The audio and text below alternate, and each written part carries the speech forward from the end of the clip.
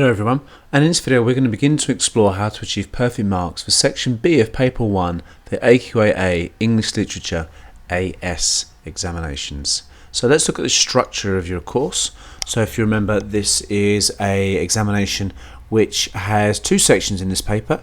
It's worth 50% of your total course. Section A, which we've already looked at, is one extract based on a play from Shakespeare, and then Section B is one essay based on a poem given in the examination, which you then must use to explore other poems within the context.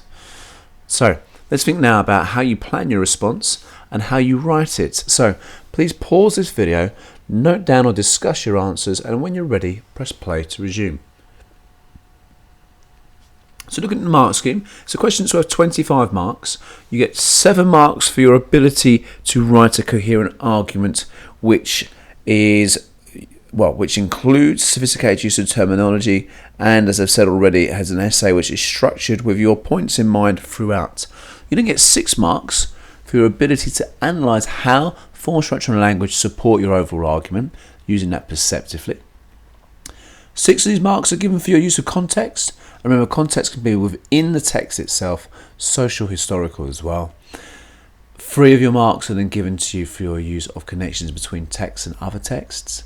Finally, a further 3 marks are provided for your ability to use alternative arguments. So that could be, for instance, something that an expert has written previously, a scholar has written about it previously, or whether you're including a feminist, Christocentric, alternative interpretations. So let's think about how you plan this response very, very briefly then. So you read the question carefully and underline key parts. Then you need to explore this poem, making sure to keep the question in mind.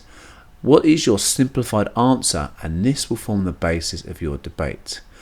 You might then either want to explore 3 paragraphs which examine how form, structure and language creates that overall argument, or you might want to list ways in which your argument is overtly presented, and then find separate form, structure and language to support each of those. So we're going to look at that in a bit more detail in due course, but thank you. When you're ready, please make sure you're looking at the next video to ensure you understand exactly how you're going to plan and begin to think about how to write. Thank you.